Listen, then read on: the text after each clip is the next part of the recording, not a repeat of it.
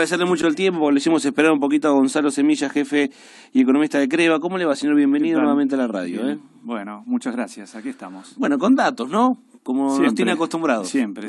Con mucha información. Cada vez más. Bien. Ahora nos vamos a meter en el Creva, pero bueno, ayer INDEC largó ya el dato de la inflación de abril, ¿no? Sí, lo largó 3,4. 3,4. Los pronósticos eran superiores, incluso llegaron a ser cerca del 4%. Claro. Así que te diría que el mercado lo tomó con buenos ojos, e incluso el oficialismo hasta casi que lo festejó. De todas formas, no hay mucho para festejar, en mi opinión, porque es alta, ¿no? 3,4 es enorme. Claro.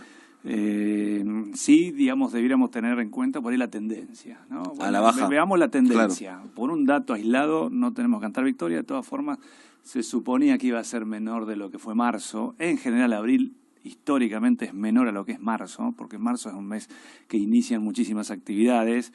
Entonces, abril corre por debajo. La idea sería, obviamente, y lo que todo el mundo espera, que mayo continúe esa tendencia hacia abajo. Digamos, si vos tenés en cuenta el 3,4 de abril y suponés que hasta fin de año se mantuviera ese 3,4, estamos en un 50% anual. Claro. En nuestro caso, que nosotros publicamos nuestro IPC una semana antes, un poco más, 10 días antes, a nosotros nos dio, que lo tengo por acá, 2,7. Nos dio menor que INDEC, y si nosotros hacemos el mismo supuesto, 2,7 de acá a fin de año, a nosotros nos estaría dando cercano al 40%. Es decir, obviamente son números altos. El año pasado fue nosotros 45, 47 nación. Claramente, pareciera que 40 sería más o menos este año lo que podría llegar a estar andando. Igualmente son valores muy altos, ¿no? Y obviamente nos sigue generando preocupación. Bien, cuando ustedes analizan acá lo que pasa también en Bahía Blanca, me imagino que estamos en un momento donde también tenemos los precios esenciales. ¿Como se complica un poco más controlar los precios así o no? Encontrarlos. Encontrarlos y controlarlos, ¿no? No, encontrarlos, digamos, el cartelito famoso de precios cuidados y lo que es precios esenciales prácticamente es el mismo. Entonces puede llevar a una confusión en encontrarlos, en identificarlos, porque no es que uno es rojo y uno es verde o es diferente, sino son muy parecidos, te diría casi idénticos, entonces ya cuesta encontrarlos. Después, bueno, es una odisea encontrarlos, mirar hacia arriba y que el producto esté. Claro. Y incluso los precios de los precios esenciales a veces son hasta incluso un poquito superior al precio cuidado. Es decir, no es muy claro. Porque yo cuando salió todo esto, me acordé de vos, se me vino tu cara a mi cerebro, digo, bueno, lo que se habla controlar los datos, porque esto ni nosotros lo entendemos cómo está funcionando, o no funciona correctamente, o sobre todo en Bahía no están dando es complejo, son 2.500 puntos de venta, son 64 artículos, hay convenios con muchísimas una marca empresas. pone la otra. Sí, hay marcas nuevas, de leches hay marcas nuevas que ni existían, entonces no sé si nos genera confianza consumir ese producto, aunque sea, por ejemplo, no sé, de la Serenísima. Claro, de una marca, claro. Es el tercer, cuarto producto que no existía, envase nuevo, digamos, instalar eso lleva tiempo y después los organismos de control, 350 fiscalizadores en 2.500 puntos de venta, digamos, un trabajo de ingenieril muy fuerte, que bueno, vamos a ver si esto tiene su efecto. Incluso lo que es el producto de carne, que lo vimos en 1 o 2 lugares acá en Bahía, con cola de 2 cuadras, digamos, es trasladar, quizás es una buena iniciativa, todo lo que sea el control, digamos, para que no suban los precios al consumidores, tenemos que aceptarlo y es bienvenido. Ahora el control hay que ver cuál es el efecto. Y hay que ver qué es lo que va a pasar, te diría, el mes que viene con mayo, porque en general se implementó a partir de los últimos días de abril. Entonces, ¿cómo no llegó a...? No llegó a impactar, te diría que no. Claro. ¿Cómo ves todo lo que se viene con respecto al año electoral? Esto, porque uno lo habla, ¿puede estar en riesgo todo lo que significa con respecto a los mercados si gana el kirchnerismo? Si no, es toda una pantomima que nos hacemos nosotros, de los medios, o lo quieren instalar. ¿Puede variar la elección el tema del dólar? Lo que intentamos nosotros desde el centro es hablar más técnicamente a nivel, digamos, económico. No nos queremos, digamos, meter más políticamente, digamos, en temas políticos. De todas formas, ruidos existen, digamos, esto lo que estamos hablando hace meses. En Argentina tenés variables que están atadas con alambre, que son muy sensibles, y básicamente tiene que ver con el dólar. Si el gobierno logra controlar el dólar y dejarlo casi fijo, fíjate que salimos 10 años de convertibilidad, y después hubo tipos de cambio fijo, flotante, intervenido, etcétera, pero este gobierno, lo dejaba flotar, sí. Puso bandas cambiarias de no intervención, después con un crecimiento de alrededor de 2% mensual, después lo corrigió y lo dejó fijo, quedó como una especie de martillo, digamos, la banda de no intervención hacia arriba, después lo dejó horizontal, sin intervención, donde lo achicaba la volatilidad del dólar, y encima después ahora dijo, bueno, yo intervengo discrecionalmente en función de la necesidad y el monto. Cabo fue un cambio ahí, ¿no? Aún sí. en la banda que mantuvo fija, ahora interviene cuando sea necesario y no te notifica día a día cómo lo hacía, cómo van modificándose las reservas. Entonces, lo dejó volar, después lo controló medianamente y ahora está muy encima, porque se mueve el dólar y se mueven los precios. Claro. Es así en Argentina. Y nosotros pensamos en dólares. Pensamos en dólares. Casi falta que cobremos en dólares. Sí, ni hablar. Pero hay muchas transacciones que se hacen en la moneda extranjera.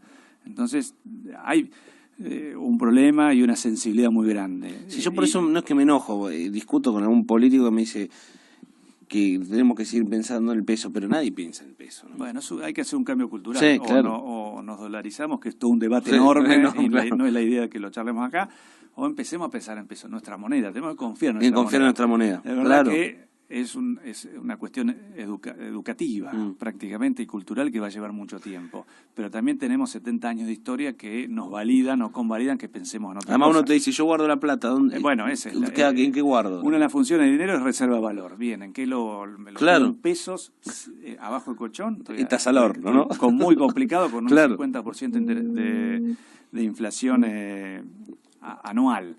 Entonces digo que lo pongo en plazo fijo, y plazo fijo tenemos el 45, 50, cuando hoy la interanual del INDEC es del 55%. Claro.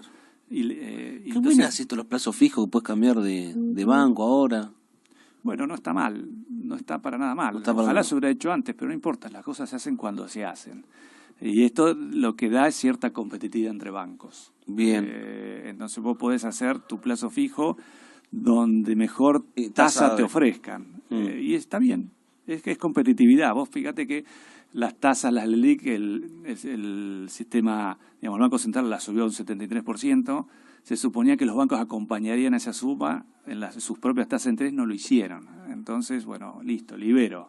Ahora, crea tu plazo fijo donde más te convenga, en cualquier banco, no tenés ninguna restricción. No tenés que ser cliente. No tenés que ser cliente. Entonces está bien, es una buena forma para poner un poquito más en competencia a los bancos. Bueno, vayan algunas preguntas. A ver, vamos a ver si podemos entender esto. Que se empieza a pagar el impuesto... Pará porque no te la entiendo. Vas a tener que venir a hacerse la voz, Moreto, porque en la redacción... Venía a hacerse la voz, la pregunta. Los plazos fijos. El impuesto a la renta. Y bueno, bien. A ver, un problema, digamos, en un momento donde no estamos creciendo, donde estaba bajando el gasto público, donde estaba subiendo la recaudación o generando impuestos nuevos, retenciones, etcétera, porque ¿cuál es el gran problema? El gran problema que tiene Argentina es la deuda. En muy poco tiempo tomamos la mayor cantidad de deuda de la historia de la Argentina. 40% de la emisión del Fondo Monetario la tiene Argentina. Y ahora tenemos un problemón muy grande durante generaciones. Que hay que pagar, mucho más ¿no? años que de los 2-3 años próximos. Tenemos vencimientos enormes, 60.000 millones de dólares, digamos. Son cifras exorbitantes que cómo hacemos cuando no estamos generando riqueza genuina, cuando no se está moviendo la economía, cuando ya nadie nos presta, cuando tenemos riesgo país ser entre 900 y 1.000 puntos básicos. Entonces, plata donde hay que sacar plata. Entonces, pisás gasto, en el cual no tenés mucho margen de maniobra para pisar gasto, porque tenés gran parte en lo que es, digamos, servicio social, jubilados, digamos, empleo público. No tenés mucho margen. Entonces, lo que necesitas es generar recursos. Bueno, tenés que mejorar tu recaudación impositiva. Entonces, ¿cómo lo haces? Bueno, metiendo un montón de impuestos. Y encima que la economía la tenés en plena recesión o con algún indicador que quisiera revertir, pero es muy minúsculo, pero con una recesión muy fuerte, ¿cómo haces?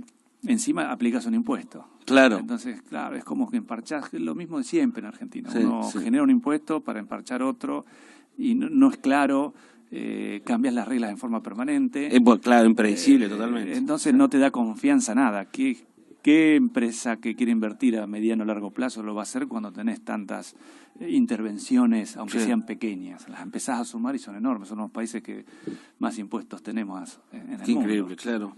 ¿Y cómo está la economía? O sea, se ve, ¿no?, que se está intentando, obviamente, que entren dólares por nuestra exportación, se está trabajando en eso. Bueno, es un laburo también, no sé si a largo plazo, pero sí porque obviamente estaba la economía quedada en ese sentido también, ¿no? Bueno, uno hablo de apuesta, empresas grandes, no lo de la pyme pobre que está mal. Sí, ¿no? la empresa grande también tiene sus complicaciones. Bien. Porque hemos visto los que son las empresas que fabrican automóviles, Claro, ya lo hemos charlado y hay gente que está, adelanto de vacaciones, se cortaron las horas extras, hay, el Focus, me parece que era el auto que se discontinuó. Claro. Hay empresas que la Suran también, irse. la Suran, Volkswagen. Hay empresas que han decidido irse emblemáticas, tanto gastronomía como de automóviles o alguna otra, Coca-Cola, que ha tenido sus complicaciones. Es decir, esto ha pegado parejito a todos, ni hablar cuando hubo aguas hacia abajo. Claro. Lo que vos decís, las pymes están muy muy complejas y el esfuerzo que hacen por subsistir es enorme. Vos caminás, yo estuve en Buenos Aires estos 3 días, y vos vas por el corredor comercial de Santa Fe, que yo lo recorrí en colectivo 40 cuadras, y en un momento empecé a mirar a los costados y a contar la cantidad de locales que se alquilan, que están cerrados. Y yo, en el primer paneo que hice, no menos de 30 locales, en una sola avenida. Entonces, cuando la recesión o la crisis es muy fuerte, a mi entender, la última ciudad que pueda caer es Buenos Aires por el dinamismo que tiene. Claro. Pero cuando cae Buenos Aires, imagínate lo que es el interior. Claro, totalmente. Y cuando hay una recuperación, la que más se recupera es Buenos Aires, la que tarda es el interior, con los coletazos que deja, porque hay locales que no abren más. Entonces, claro, el esfuerzo que hacen es enorme. La cosecha es una apuesta. Que en el siglo XXI estemos apostando al campo no está mal, pero no puede ser lo único. Tenemos que tener valor agregado. Ni hablar. Porque esto siempre nos salvó el campo, pero bueno. Claro, pero no podemos esperar todo al el tiempo. campo. Está clarísimo. Incluso hay algunos informes que se espera que el año que viene también tengamos una buena cosecha. Y obvio que es importante, porque el campo genera mucho movimiento. No es que tampoco es mano de obra intensiva, pero genera movimiento, efecto derrame hacia el resto de la economía. Sí, pero eso que nos tendría que potenciar aún más, ¿no? No, por supuesto. Pero lo que es industria está muy caído, en general, vestimenta textil está recontra caído, sector comercial muy caído, y después tenemos vaca muerta. Miramos hacia Bahía Blanca, miramos hacia la izquierda y vemos todo el corredor vaca muerta, y es algo que nos podría generar muchísimas divisas, no en el corto plazo, sino en el mediano plazo. Claro. Pero bueno, vos estás diciendo, está costando. Está costando, ¿no? Y lamentablemente vida ha costado también, Está costando vida, está... Techin o Tecpetrol, que son empresas que están invirtiendo fuertemente, tienen algunos pujas importantes contra el gobierno. Es decir, ahí se necesita muchísima inversión para traccionar hacia Bahía Blanca. Bahía Blanca tiene un puesto central, un rol fundamental con lo que es vaca muerta, con lo que es la arena, la importación de arena para el fracking, claro, lo que es vaca muerta, lo que es después el gas que vendría hacia acá. Hay que terminar el tren, ¿qué pasa? Hay que terminar el tren, ¿no? El tema son, cifras siderales, y es verdad que la empresa internacional está ajeno, a los vaivenes económicos de los países. Si veo una oportunidad de negocio, independientemente de quién asuma, quién no asuma, o cómo vaya la economía, mira otras cosas. Pero no es que lo deja de lado. Claro, estamos de acuerdo. No es que no le da bolilla, lo mira, pero las inversiones son grandes y los retornos son enormes. Y no a corto plazo. Es decir, en el corto plazo, ¿qué nos puede salvar? Yo no tengo la receta de qué nos puede salvar. El campo es uno de ellos, y hay que ver que los exportadores liquiden esas divisas. Porque hoy tienen un margen muy amplio para liquidarlo. Es decir, no es en 100 días vos tenés la obligación de liquidar, sino tenés, si no me equivoco, 10 años. Entonces, y no nos conviene, ¿no? Hoy no conviene que lo hagan rápido. Claro. También uno especula, el tenedor del dólar. Del dólar es, yo prefiero que el dólar se escape. Claro, estamos de acuerdo. Entonces, qué problema, ¿no? Por eso, es un problema, pero es época, abril, mayo, junio, es época de liquidación de divisas, generalmente. Bien. Entonces, eso es un aire que tenemos. Bien. Gonzalo, no quiero olvidarme de nada ni que se me pase nada. ¿Algún dato que tengamos que saber? Bueno, a ver, Sí. aprovecho y yo les cuento. Porque La trajiste semana papel, pasada, sí. sí, traje de todo por las dudas. Yo me vengo preparado. La semana pasada publicamos o Sí. lanzamos el índice de salarios. Un índice que en Bahía no existe, que nos propusimos allá por octubre del año pasado empezar a diseñarlo. Sí. Bueno, lo tenemos, lo publicamos y este es el correspondiente a marzo. Y nos dio un índice, Atención, digamos, vamos a, si les parece, les explico cómo lo trabajamos. Sí, claro. Digamos, en general nosotros vamos del Acá lo tengo, Ministerio de Trabajo de Nación, tomamos digamos, de los sectores económicos de la ciudad de Bahía Blanca, la generación de empleo. Sí. Y en función de la cantidad de empleo que genera cada sector económico, lo ponderamos en función de su participación. Por ejemplo, nosotros tomamos 11 rubros, sectores económicos, tenemos comercio, educación, que son los docentes, empleo público, transporte, construcción, industria, salud, etcétera. Nosotros identificamos 11 sectores económicos de Bahía Blanca que nuclean el 96% de la generación de empleo. Bien, bien. ¿Y después qué hicimos? Lo que hicimos es analizar todas las grillas paritarias de esos 11 sectores, que terminaron siendo 19 grillas digamos, con sus salarios.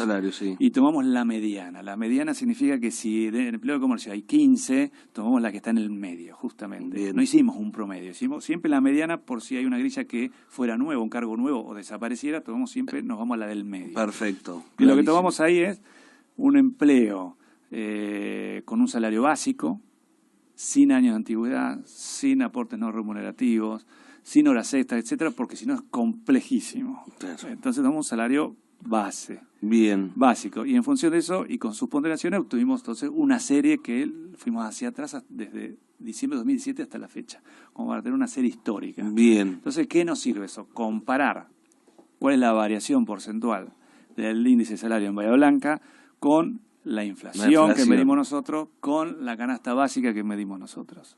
Bien. Entonces, lo que nos dio en marzo fue un aumento, una variación positiva de 2,7%, cuando la inflación fue del 3,4%. Ahí ya te están dando resultados.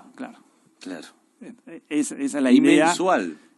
Lo hacemos mensual, pero con una publicación bimestral. Porque revisar los convenios... Además, cada convenio pero tiene está bueno, el dato de saber lo que hemos pagado por mes, ¿no? Es eso, digamos, si vos lo haces interanual, a marzo 2018, marzo 2019, tuvimos casi 37% de un ajuste, digamos, en el índice de salario contra una inflación del 49%. Se te está diciendo que hay un rezago un 12%.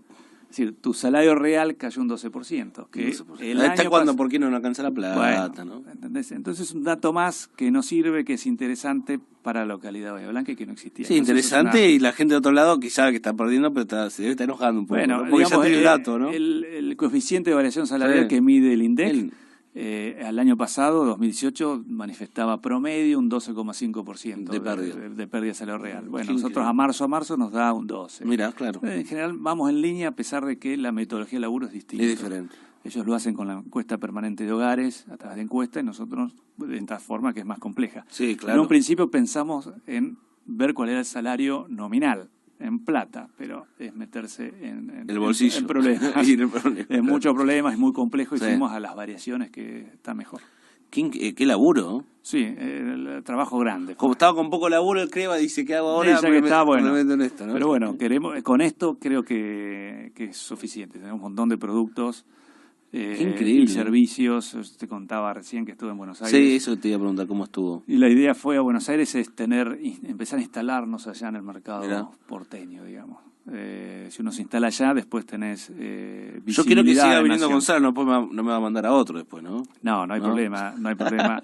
Está bien, igual está bueno hacer participar al resto del equipo, porque atrás mío tengo un equipo fantástico que trabaja enormemente y con una dedicación enorme. Entonces, en alguna posibilidad por ahí invitemos también a algún colega. Pero qué laburo, felicitarlos a todos. Qué laburo, Gonzalo. Muchas gracias. Siempre es un placer tenerte acá. No, lo mismo digo con ustedes. Siempre me tratan muy bien. Bueno, muchas gracias. Gracias a ustedes. Gonzalo Semilla, esto del índice de salario es muy importante. También está todo en Creva, en las redes sociales. Va a estar todas las placas en nuestro portal digital en un rato.